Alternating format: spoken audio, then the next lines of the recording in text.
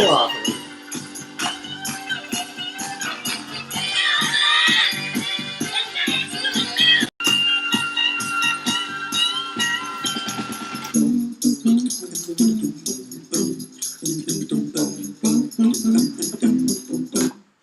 Welcome to Still Kicking with Billy Howard. It is Tuesday, August 8th, 2017, and I am your host, Billy Howard.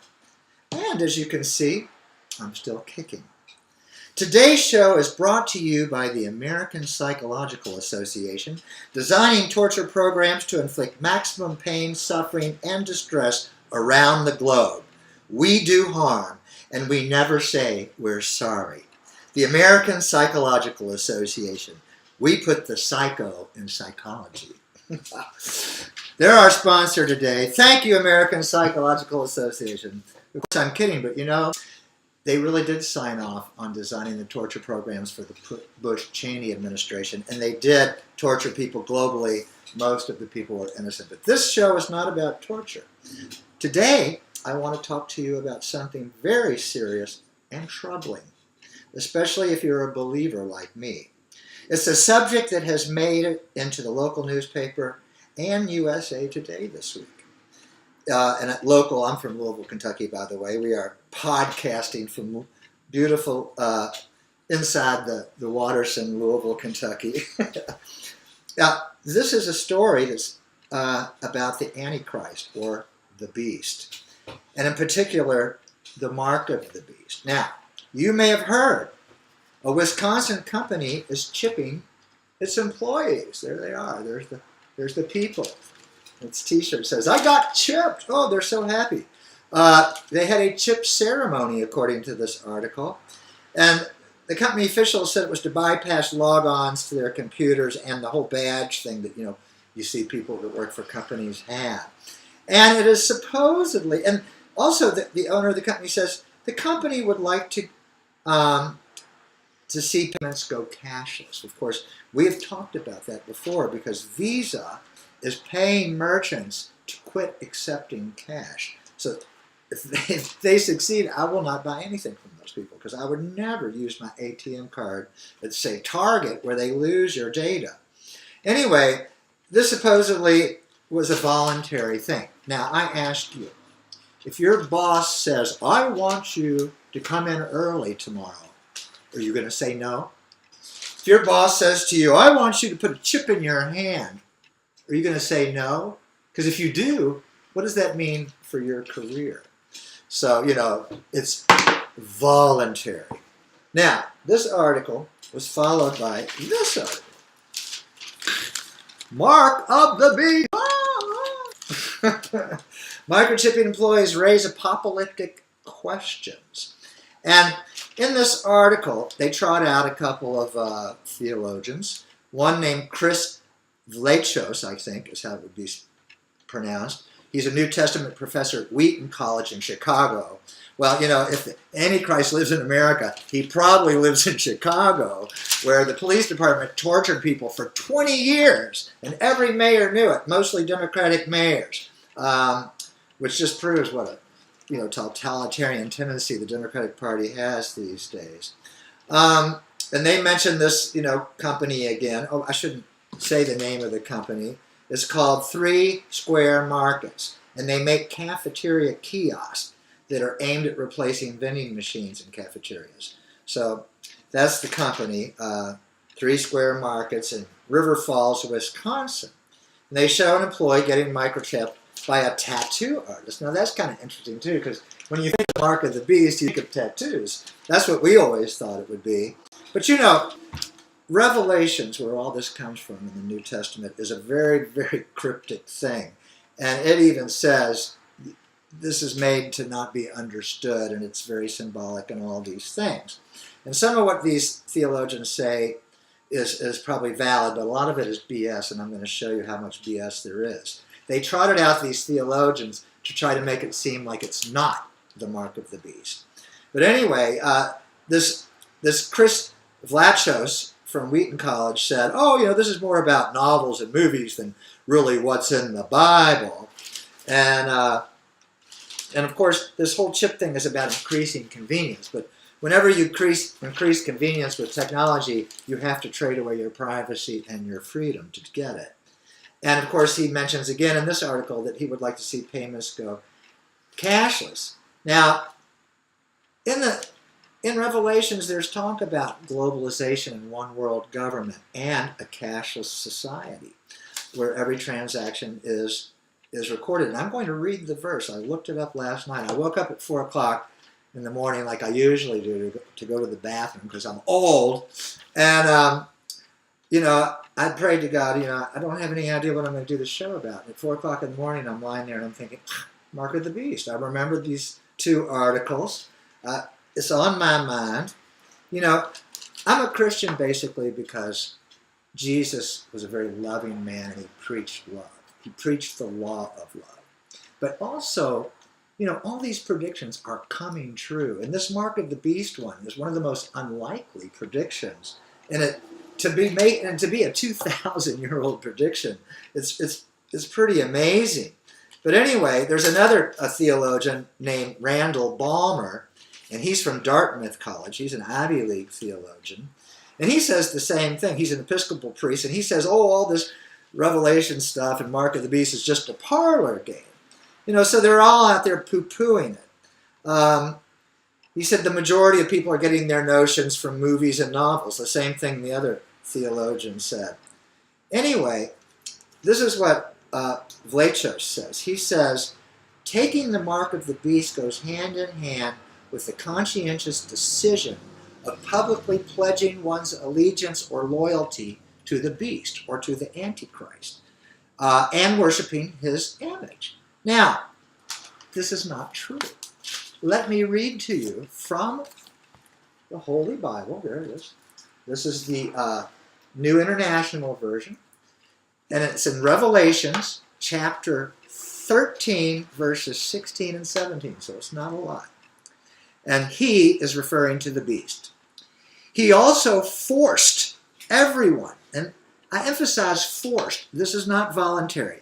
He also forced everyone, small and great, rich and poor, free and slave, to receive a mark on his right hand or on his forehead, so that no one could buy or sell unless he had the mark, which is the name of the beast or the number of his name. So that's very cryptic. What would be the number of his name? Well, 666, it goes on to say. But here's the thing. You know, he forced everybody to do it. And this theologian, Vlachos, says, oh, no, you had to voluntarily pledge allegiance to the beast and get this mark. So I just thought this was incredibly interesting. And what was also interesting was there's a man who was a West Virginia coal miner who won more than $500,000 in a lawsuit against his company, which was Consol Energy, because he refused to accommodate his religious objection to a newly implemented biometric hand scanner. And the scanner tracked employees' attendance and hours by assigning a number to an image of the worker's hand. And he cited the book of Revelation. And Mr. Butcher, who his name was Beverly R. Butcher Jr., who sued this company. And he said he feared that the scanner could link him to the Antichrist, and he didn't want to be linked to the Antichrist. And nor do I, Mr. Butcher. And you know what? Not only did he win $500,000, but it was held up in appeals, and he won it in federal court because the First Amendment still matters in this country, thank goodness. Anyway, it all reminded me last night when I was awake at 4 o'clock of an experience. I'm a musician, as you know, and I sing at Fonte's Coffee here in Louisville on Grinstead Drive every Friday and Saturday, starting at 8 o'clock. And I was at Mom's Music, which is a local music store here in Louisville, and I was buying a monitor for my PA system. And I realized I could play better if I could hear myself better. And I was buying this monitor, and it cost about $800, you know, with the wires and everything with it. And I was telling the guy who manages the store, who I know, really nice guy, I said, look, I can either go get the cash or I can just write you a check, but I don't want you to rip it out of my account electronically. I just want you to deposit it in the bank. I'm not down with all this technology. And one of his clerks heard me say this. And so while I'm waiting for the transaction to be written up, he pulled me aside and he goes, "Hey, Billy, did you know that I'm a Christian rocker?" And I said, "No, I didn't know that. I knew you were in a band." And he said, "Yes, I'm a Christian rocker." And he said, "Have you ever heard of Revelation?" And I said, "Yes, I have." And this was, when I was still in my agnostic phase. Just briefly, I was saved when I was 14 or 15, and was a pretty good Christian right through college. And then I became kind of agnostic, and I've just rededicated myself to Christ in just the last few years. But he said to me, "Are you familiar with the Antichrist?" And I said, yeah. Everybody's trying to guess who he is. He goes, "Right. Some people thought it was Ronald Reagan. Some people thought it was Bill Clinton and all this. But especially Ronald Reagan, because he had been mortally wounded and yet survived." And that's also in Revelation. There's a whole lot in Revelation. We can't go into that.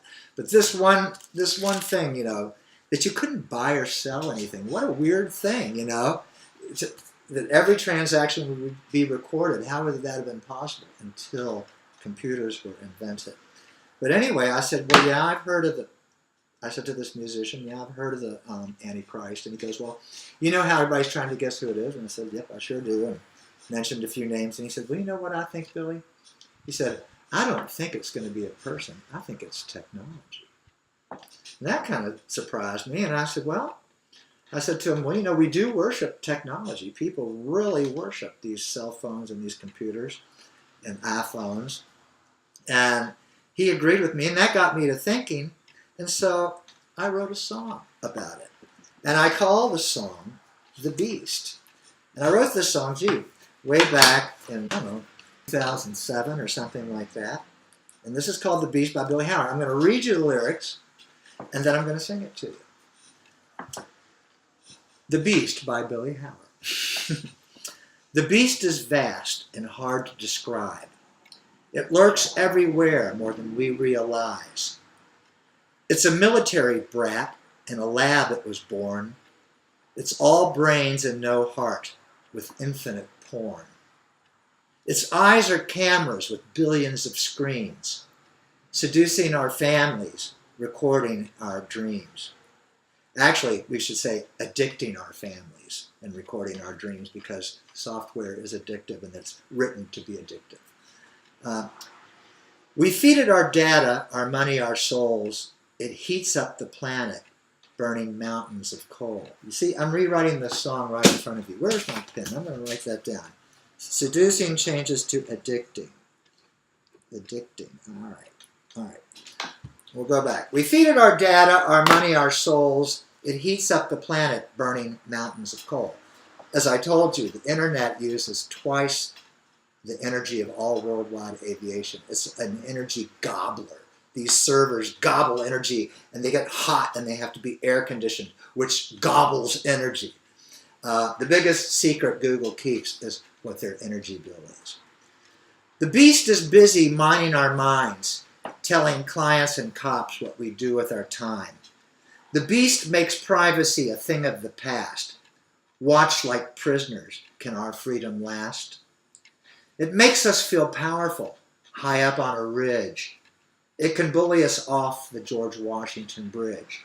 Remember the college student from Rutgers who committed suicide that way because he was recorded surreptitiously, without his knowledge, by his roommate's computer, making out with his first boyfriend he had ever had. The beast cannot hide from Foxconn suicide. Apple, Google, Facebook, this they do abide. To engage in commerce, you need the mark of the beast. If you don't believe me, then ask WikiLeaks. And if you remember, when WikiLeaks released all those documents, PayPal and Visa cut them off. Now they put them back on, but it proved that it was a corporate sphere, not a public sphere, the internet. And WikiLeaks was temporarily cut off from its ability to do business. So, to engage in commerce, you'll need the mark of the beast. If you don't believe me, then ask WikiLeaks. PayPal, Visa, MasterCard, they are a must. Without their mark, you're apt to go bust. The beast is a global corporate thing, convenient and sexy, but I choose to live free. The beast is vast and hard to describe. It's gaining control more than we realize.